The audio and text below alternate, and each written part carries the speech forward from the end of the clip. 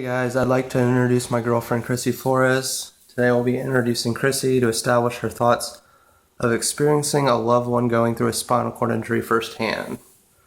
First question. Upon first understanding that I was considered a quadriplegic, what did you anticipate was going to happen to me?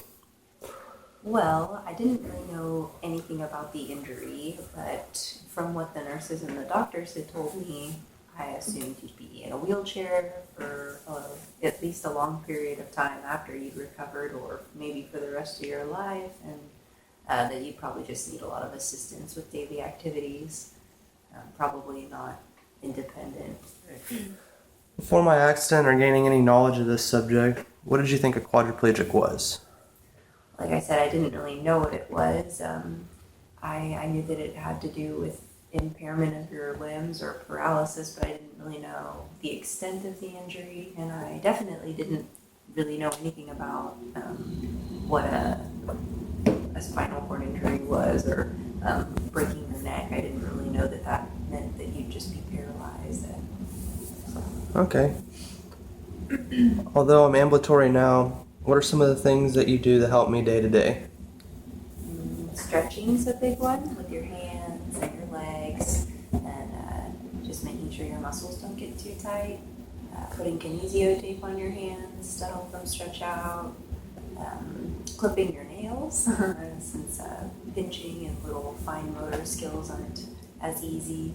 When we're out and about, just kind of stabilization while walking up and down curves, or if we go for a hike, knowing which, steps are too big, or you might need a little extra support. Seeing as you're studying respiratory therapy, what are a couple of things that helped you become a more seasoned respiratory student from my experience? Well, your injury had everything to do with respiratory issues, and so I got to just observe the respiratory therapists work on you, and I learned a lot just from watching them and getting to see someone suction a patient, and how the patient's perspective, how it feels to be suctioned, and then just trait care, and you are ventilated, and just experience with, reading the patient and quad coughing, coughing, and just helping you mobilize secretions. All right. What was the hardest thing that you saw me overcome in my recovery, and why was that? I think the first one was just, getting off of the ventilator and breathing on your own again. You were intubated like 3 different times and couldn't get off the ventilator just right away, so you had to get a trach, and that was a long process. It was like probably 3.5 months where you weren't breathing entirely on your own without some sort of assistance. Definitely. Okay, last question.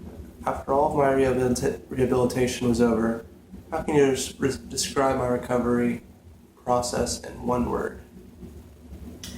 I would say determination and stubbornness. Lots of quadriplegics don't end up walking, and I mean, obviously some of that is the extent of the injury or how impaired they are, but it's also willpower, and you're too stubborn to not walk or move around. You're too hyper, so just motivation, getting yourself to do things and not settling for what a lot of people told you would be your prognosis.